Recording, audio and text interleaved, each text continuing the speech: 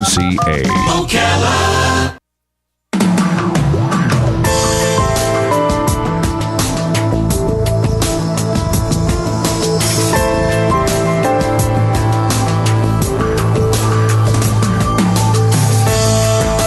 All right, 25 minutes before 11 o'clock. Thank you for tuning in. I remember we had this discussion some time ago, Robin. We were talking about home movies and the home movies of the children when they were little and even of ourselves when we were little. And in those home movies, there is something revealed that is kind of interesting. In the home movies of your daughter, she was playing with little toy horses, and now she works with a veterinarian. Yes, she did. In the home movies of me, I was playing with musical instruments, and I'm a musician. In addition to the radio show, I do. My brother Bob, when he was a little kid, he was playing with these cars, and he ended up being a mechanic, and eventually what do you call it, automotive engineer, whatever. Yep. Computers. So we are as human beings, as little human beings, as new to the world, we are somehow aiming at something that we're going to do as adults. And I don't know if this is always true, and maybe it's for those of us who are lucky enough to have good childhoods, and I believe I'm among them. Dr. Anne-Marie Thomas is the founding executive director of the Maker Education Initiative. I am so fascinated by what I've read so far. She is an associate professor at the School of Engineering at the University of St. Thomas. She's a researcher. And her book, I can't wait to hear her talk about it. It's called Making Makers, Kids, Tools, and the Future of Innovation. This, from what I understand, is a collection of interviews with famous makers and how their childhoods influenced their careers. Awesome. So if you had like a home movie of like Steve Jobs or something like that, was he like making little iPads and stuff? Yeah. I don't know. Dr. Anne-Marie Thomas, good morning, doctor. How are you? Good, thank you so much. Where actually, it's funny. I'm in Minnesota, but it's funny you mentioned Steve Jobs. If you look at his childhood, he was actually often working in a wood shop and helping paint and build his family's fence around their house. Wow. Where I don't understand the connection there. What was he doing? But he was making he was working in a machine shop with his family at a young age. A machine shop. Okay. Yeah, Okay. So making things. Of course, he was born a little bit before the inventions he would later help create. But Right. he was definitely a maker child. I think Steve Jobs was influenced by the Beatles somehow. I read the book and I thought to myself, okay, he was influenced by influence. He was influenced by inspiration, if that makes sense. I mean, even naming it Apple. Come on, it's got to be a connection. Doctor, you're in Minnesota, you said? I'm in Minnesota, correct? Oh, okay. How's the weather? It's a little chilly, but it's not snowing, so it's downright balmy if it's not snowing. See, when I was a little kid, you always would see me asking people, "How's the weather?" I'm just trying to make a connection. I love this topic. I love what you've hit on right here. And how did you find the people that you interviewed in the book? You know, I was shocked at how everyone I contacted and asked them to tell me about their childhood, be they CEOs or founders of companies or moms, I had no one say no. They were all willing to share their stories. So lots of it were people that I've either worked with. Some of them were people whose stories I read in articles or saw presenting some of their work at a maker fair or in a newspaper article. And I just asked all of them, tell me what you were like as a kid. So you in a sense, you tapped into the thing that we were observing about home movies, but you get it straight from them rather than looking at a home movie. Exactly, and in some cases, I had to verify with their parents. Oh, there you go. It turned out that was really what they were doing. Yeah, really, so you questioned some of them. Well, there was one interviewee who is so if any of you read a Kindle, you've used some e-ink products, so that black and white screens are almost magical. And one of the early employees of the electronic ink company, his name is Holly Gates. And Holly Gates, at one point, talked about his childhood. He grew up on a boat that his parents were building for a while. And he did mention that, in this day and age, many people would probably look at his childhood and consider his parents negligent. And I didn't want to publish that without talking to his parents first. So we did. I did run that by his parents, and his dad said you can tell the stories, but not negligent. His reply was, I thought allowing and encouraging Holly to explore and experiment was better for his development than overparenting. So, for instance, he touched the cabin heater and burned his hand, but did not touch it again and gained more awareness of heat. Parents were not, and he very firmly said, parents were not negligent. Okay. But now, did you always notice a connection between what they were doing and what they are doing, even if it was kind of a detoured route? I had a hunch. Over and over, I'm an engineering professor, and more of the engineering education magazines and articles were talking about how students seemed less familiar and less comfortable once they hit college building things. So many of them hadn't been in a shop before, or hadn't taken apart their toys, or maybe never used a drill press. And, there's often a lot of bemoaning about, the farm kids are gone. The good engineering students used to be the farm kids because they help build things on the farm. And that was one of the things that triggered me. I spoke to quite a few farm kids. And if you were a farm kid growing up, you often made things. But I think even the bigger influence for the farm kids were if you grew up in a farm anywhere in the U.S. or the world, you were expected to help. Usually a farm family required even the youngest kids to take on responsibility. One of the things I've often thought about us as human beings is that we are destined to become something, and I don't know if that's even true, but it's just what I think. But if we are, let's say you go to college and you say, gosh, I really want to be, a dancer or something like that. And then somebody says, well, okay, but dancers don't really make that much money. Why don't you be a dental hygienist? Okay, and so now you're making decent money, but you really feel, gosh, I really always wished. That's why they have these fantasy camps, I think. Yeah. So I think some people miss the boat, but in their heart, like in other words, just because she's the dental hygienist doesn't mean she's not in her heart a dancer. Yeah. I guess. And, a big part of this is lifelong learning. We didn't miss the boat. The fun thing about this maker movement is we're seeing people who are lawyers by day or dental hygienists by day who are then, in their free time making really amazing things and saying, oh, maybe I didn't have shop class or maybe I didn't have electronics class in high school, but I'm 30 or I'm 40. It's not too late. All right, who in my community can teach me. So are you a maker? Do you consider yourself a maker? I consider myself a maker. Yep. What do you make, and what were you doing as a child? Yeah, what do I make? So I make many things. I sew and cook, but I also have a background in robotics, so I have a lot of electronics and engineering teaching tools for teachers and kids. That is fairly cool. fairly handy in a machine shop. But as a kid, my parents gave me a corner of the basement that they said I could do whatever I wanted. They modified that slightly after I left a Huckley gun on for about 48 hours. But, they said, you can make that part messy. The rest of the house, your room, keep it clean, but here's your area. Here's a hammer, here's some wood. Do whatever you want. Oh, wow. That is cool. And then they stayed out of the way. And do you still have any of the things you made when you were younger? I have a few of them. I some ill-conceived woodwork projects I know my parents still have, and they've sent us a few boxes with some early art projects. The challenge, as any of us parents know, is kids make a lot of stuff. Knowing which ones to keep. That is kind of fascinating.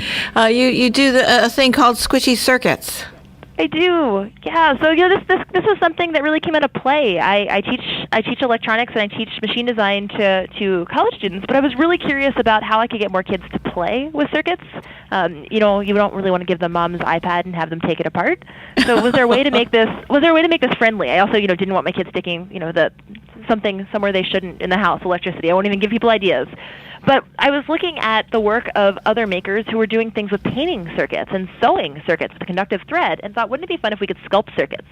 So one of the first-year engineering students here at St. Thomas worked with me, and we developed a conductive and an insulating recipe for Play-Doh, so you could actually sculpt circuits that you plug lights and battery packs into that would then light up or play music. That is cool. That is cool. Wow. I want to do that. Are they available for Christmas? I want to buy some for somebody. You can. Well, and everything. So true to the maker world. Everything is open source. From day one, we published everything online. You can make them yourself, or you can buy parts from Radio Shack or one of my students. But everything, we shared all the recipes. We shared our successes and lack of successes, and really then just stood back. And it's been so much fun to get emails from India and Kansas and China and all around the world, people doing workshops with us that we have nothing to do with. We've just posted it on a website, and they send us the pictures and tell us. What is the website? To me, that's the joy. I want to look. Sure.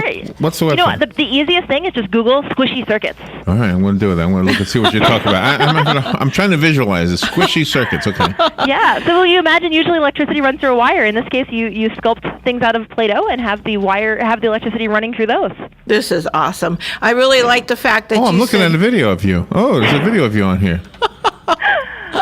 I really like the fact that you said you not only posted your successes, but the lack of successes, and sometimes people don't want to admit that.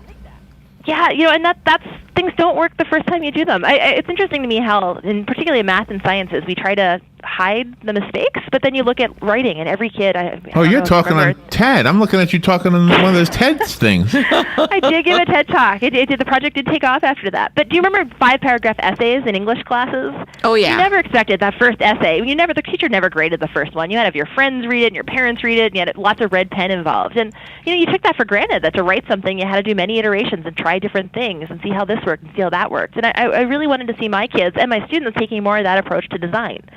That it's not a calculus problem. There's not a right or a wrong answer. There's lots of ways. Do you know what I love? And this is kind of a side note, and I hope it doesn't sound off the way. But the fact that you're a woman is awesome, because a lot of times the young girls who watch these things, they may not be inspired. I don't know if I'm even right about this. Mm-hmm. I guess what I'm trying to say is you're probably inspiring young girls because you are a woman.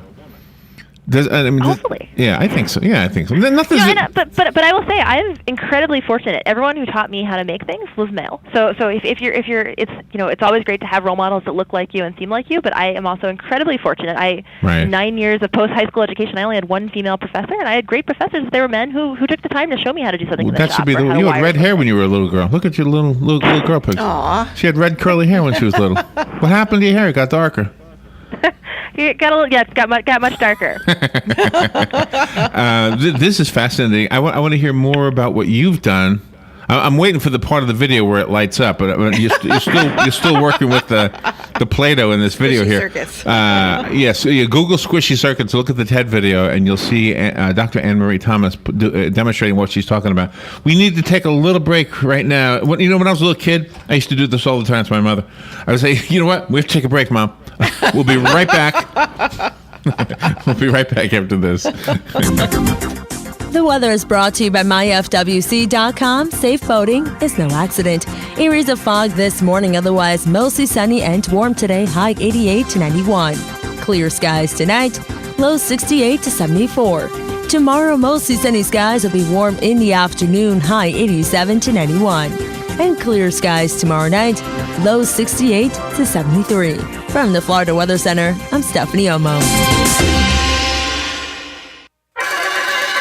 I'm Major George Patterson from the Salvation Army. Please stop by our family store at 120 Northwest 10th Street in Ocala, where on Wednesday you have a 50% off clothing and bric-a-brac. On Friday, 25% off furniture and large appliances. And on Saturday, stop by to our yard sale from 8:45 to 11. Donations can be made by calling 352-732-4469 and we'll pick it up. Funds from the store go toward the services that we provide in Marion County.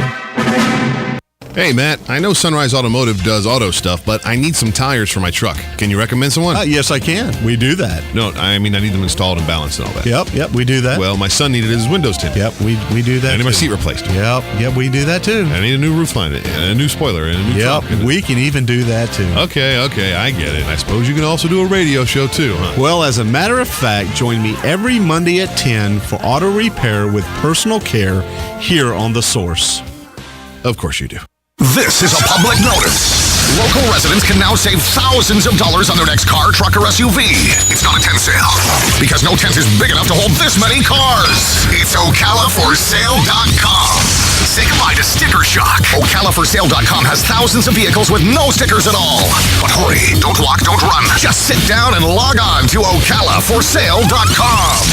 Prices and inventory change daily. Offer does not include dealer upcharge, undercutting, rust proofing, factory surcharge, or delivery fee. See website for details. Commercials just don't go quick enough. Okay, I I want to get back to Dr. Anne-Marie Thomas. She's on the phone up in Minnesota. She's the founding executive director of the Maker Education Initiative. I was just watching a video on the squishy circuits that she invented, I guess you could say, on the TED website. And she's got a book called Making Makers, Kids, Tools, and the Future of Innovation. The World Maker Fair 2014 was held in September in Queens. Is that right? Yep. You went to Queens? We did, yeah, me and my kids. Did you have a good time?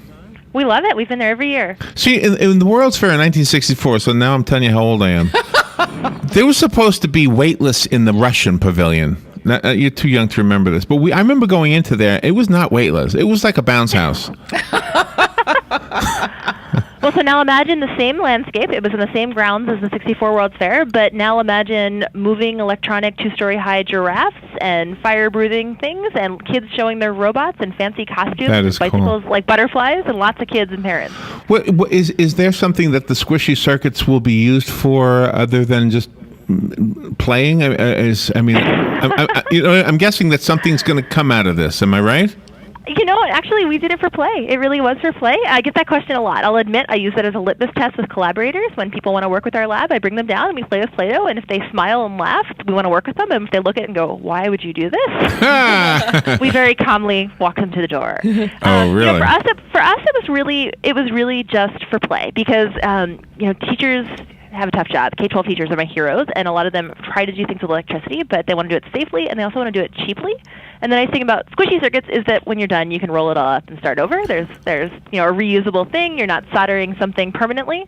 And so for us, that was really the joy of it. It was a side project, and we have had people who've done interesting art class projects with it, or modeling neurons for a neuroscience class. But for us, it's really a toy. So now, see, the astronauts are going to use this. What's going to happen? Something's going to happen in the space station, and they're going to say, we need some squishy circuits. Now, do we make the squishy circuits? Is it a recipe, or is it something we buy? You make the squishy circuits. There's a very, very salty recipe that conducts dough, and there's a very, very sugary recipe that works as an insulator and doesn't let much electricity pass through it.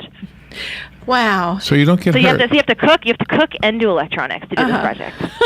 Okay. You had mentioned the word heroes a few moments ago, and in the book you have famous people and you have the not everyday people but are famous in their own right. Exactly. Yeah. And that was sort of the fun is, there are quite a few people in here that many people have heard of. If you ever read Wired magazine, Chris Anderson, who used to be the editor-in-chief and is now the founder of 3D Robotics, he's there. And Dean Kamen, who founded First Robotics, which tens and hundreds of thousands of kids participated. But then there's also amazing women like Molly Black and Sarah Grudem, who are some local Twin Cities women who really wanted clothing that wasn't harmful to the environment for their family and started from scratch, taught themselves how to sew and design clothes and taught other women and sell these beautiful upcycled clothing that have a very low environmental footprint. Just kind of for can-do spirit. I mean, they just jumped in and figured out how to do it. So, so I want to be sure that the audience knows about the book. I mean, and we kind of spent a little bit maybe more time than we should have on the squishy circuit. So the book is called Making Makers. So pick one story that you like a lot and tell us about the person and the child that they were.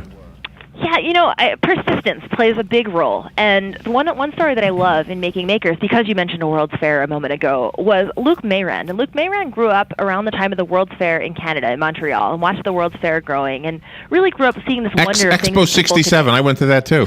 Awesome. So imagine Expo 67, and he lived in that town. So the kids, that became part of their playground, and it was amazing. And then the Olympics happened.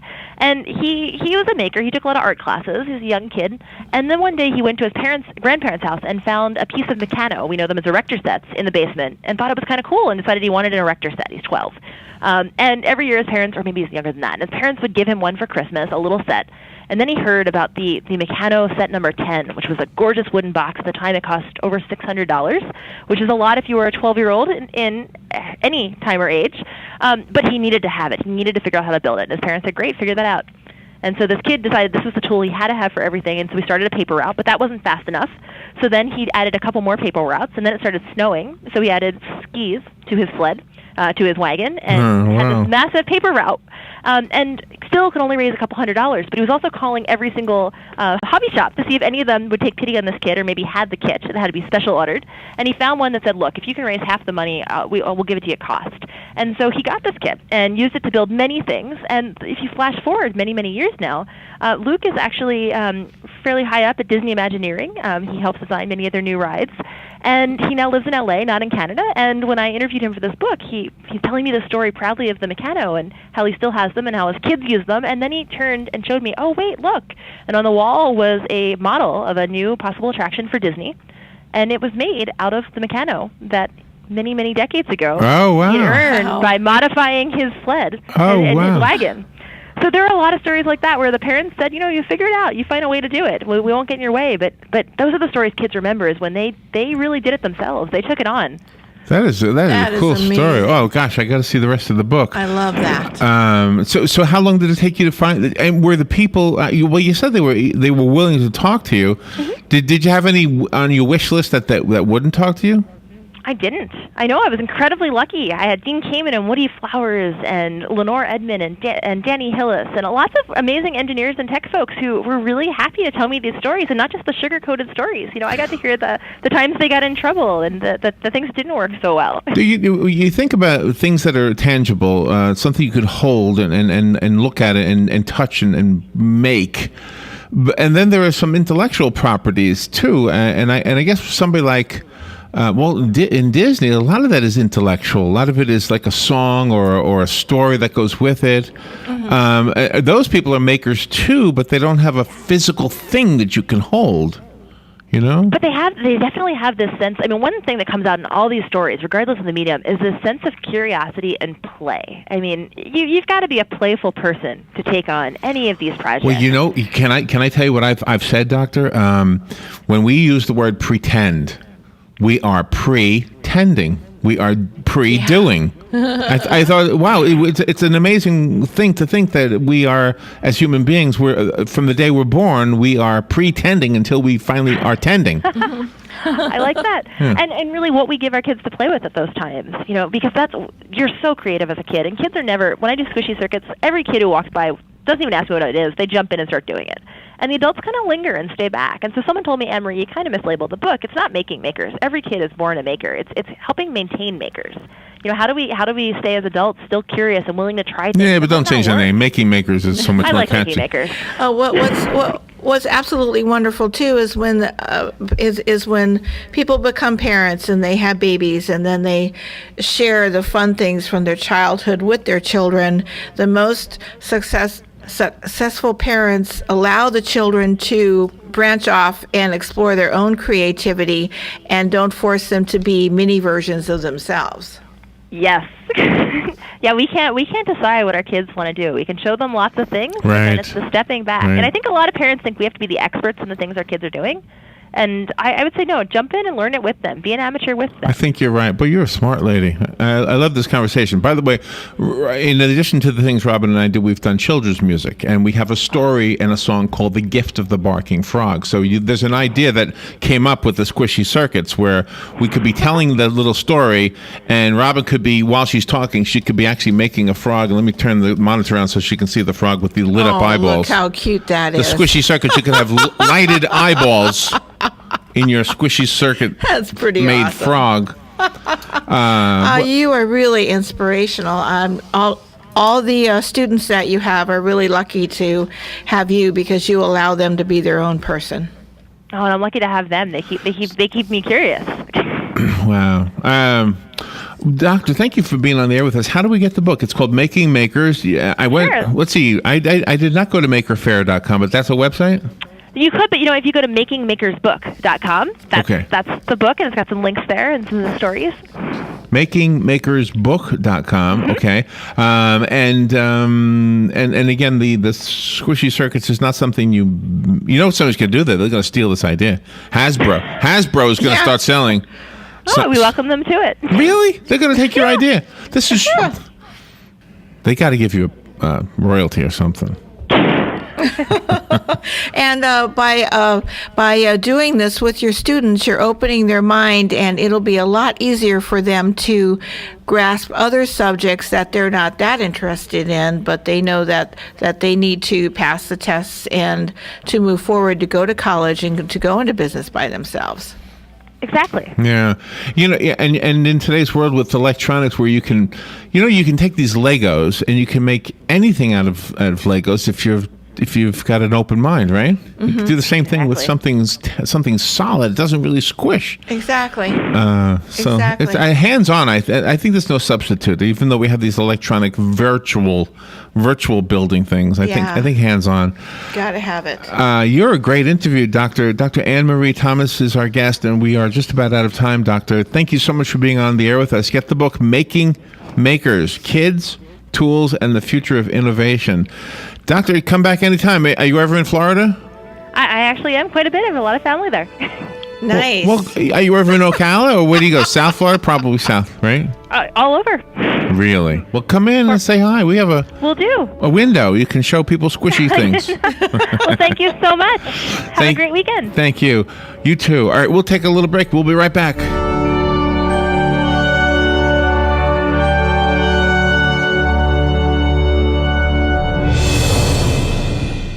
Broadcasting from the Paddock Mall Studios, this is WOCA, Ocala, Gainesville, The Villages, 1370 AM, 96.3 FM, The Source.